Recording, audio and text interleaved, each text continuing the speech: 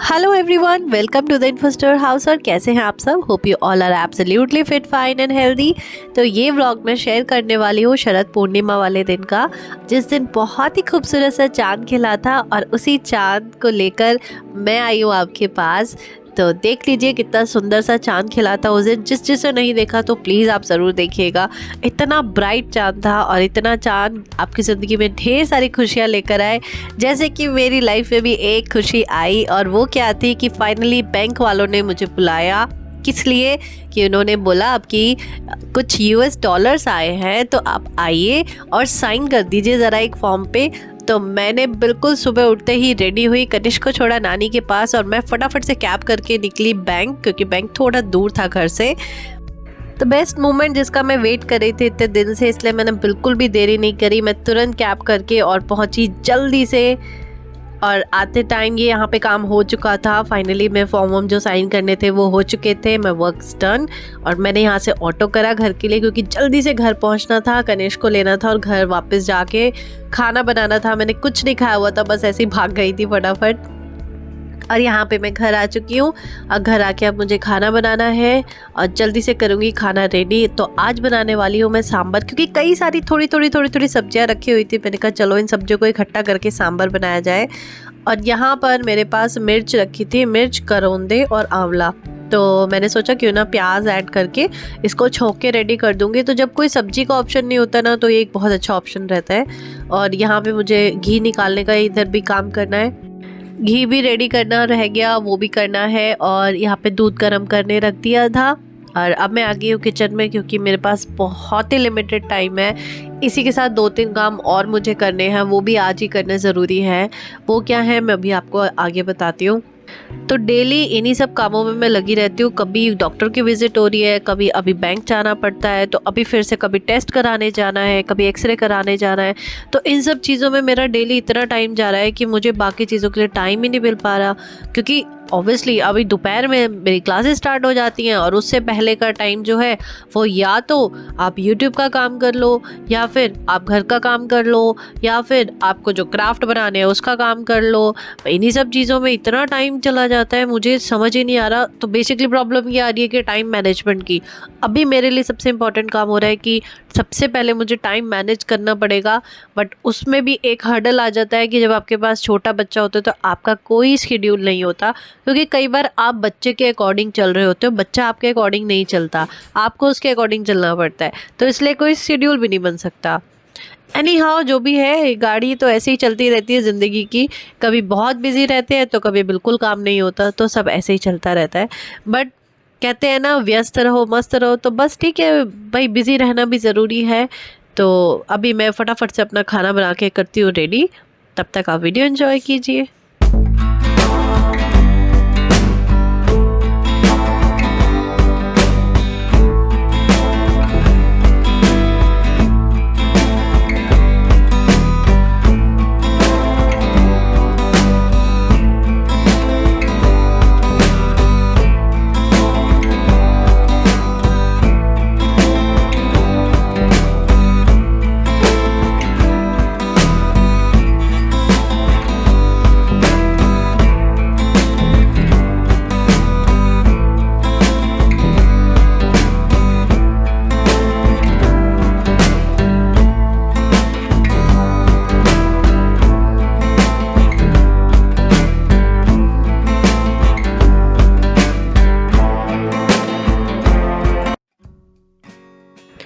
यहाँ पर मैं मक्खन निकाल रही हूँ। बहुत सारी मलाई मेरे पास हो गई थी, तो मैंने सोचा उनको मक्खन निकाल लिया जाए। तो आप लोग सोच रहे होंगे कि जब एक सुजाता का मिक्सर है तो मैं ये पुराने वाला क्यों यूज़ कर रही हूँ। एक्चुअली जो इस मिक्सर का बड़े वाला जार है वो स्टील का है, और स्टील का जो बर्तन होता है उसको मैं जितनी भी चिकनाई हो, मैं गर्म पानी, उसमें तेज़ गर्म पानी डाल के सारी चिकनाई बिल्कुल क्लीन हो जाती है, वो ईजिली साफ़ हो जाता है। और जो सुजाता का मिक्सर है ना, उसका जो बड़ा जार है वो प्लास्टिक का है, तो इसलिए मैं बहुत तेज़ गर्म पानी उसमें इस्तेमाल नहीं कर पाती। तो इसलिए मैं जब भी मक्खन निकालने का काम होता है तो मैं ये पुराने वाला जार ही यूज़ करती हूँ। और थोड़ी देर का काम होता है इसलिए फटाफट निकालती हूँ, काम किया, वॉश करके वापस रख देती हूँ। तो इस बार मक्खन भी बहुत सारा निकला है, काफ़ी अच्छा से। मुझे लग रहा है कम से कम आधी किलो घी इसमें से रेडी हो जाएगा। और यहाँ पर मैं एक काम कर रही हूँ जो कि बहुत दिनों से सोच रही थी, स्पेशली जब से ये ठंड स्टार्ट हुई है। तो कनिष्क के सारे कपड़े जितने भी हैं गर्म कपड़े वो निकाल के मैं एक बार सबको अच्छे से धूप में डाल दूँ, क्योंकि वॉश करके ही रखे हुए हैं सारे। अब मैं दोबारा वॉश नहीं करूँगी, इसको तेज़ धूप पे मैं रख दूँगी, जिससे कि अच्छे से उनमें हवा लग जाएगी और कोई स्मेल हो तो वो भी निकल जाएगी। जैसे कपड़ों को इकट्ठे कई दिन तक रखते हैं तो एक स्मेल सी आ जाती है। तो इसलिए मैं छत पे आ गई थी और छत को सबसे पहले मैंने क्लीन करा, क्योंकि छत अब ऑब्वियसली हवा चलेगी तो मिट्टी उड़ेगी और मैं नहीं चाहती थी कपड़ों पे मिट्टी उड़े। तो इसलिए मैंने सोचा कि पहले एक बार अच्छे से मैं छत को क्लीन कर दूं, उसके बाद यहाँ पे पूरा अरेंजमेंट करके चेयर्स और चारपाई वगैरह सब लगा के उस पर सारे कपड़े डाल दूँगी। हवा भी चल रही है और धूप भी अच्छी है, तो कपड़ों को अच्छे से हवा भी लग जाएगी और धूप भी लग जाएगी। तो सबसे पहले मैं कनिष्क के ही कपड़े मैं सारे धूप लगा के रेडी कर दूंगी, क्योंकि हम लोग तो एक स्टॉल भी ले लेंगे तो चलेगा, लेकिन छोटा बच्चा है, ठंड लगने के ज़्यादा चांसेस होते हैं। एकदम बदलता मौसम में बहुत जल्दी एक्ट कर जाता है। तो इसलिए बेटर है कि पहले छोटे बच्चे के सब आप कपड़े, गर्म कपड़े सब रेडी कर लीजिए ठंड आने से पहले ही। और हल्की हल्की ठंड अब स्टार्ट हो चुकी है, सुबह और शाम की तो अच्छी खासी ठंड है। तो लगती है ठंड, मतलब फ़ैन भी 1 या 2 नंबर पे ही चलता है बस। तो इसीलिए बेटर था कि टाइम रहते फटाफट से सबसे पहले कनिष्क के जो कपड़े हैं मैं उनको अच्छे से धूप लगा के रेडी कर लूँ। और हमारे तो बाद में होते रहेंगे, हमें बड़ों वाली चिंता नहीं है बड़ों की, क्योंकि अपना तो थोड़े से भी काम चल जाएगा, इतनी ठंड नहीं लगती। बस मेन है कि बच्चों का काम हो जाए, वो ज़्यादा ज़रूरी है।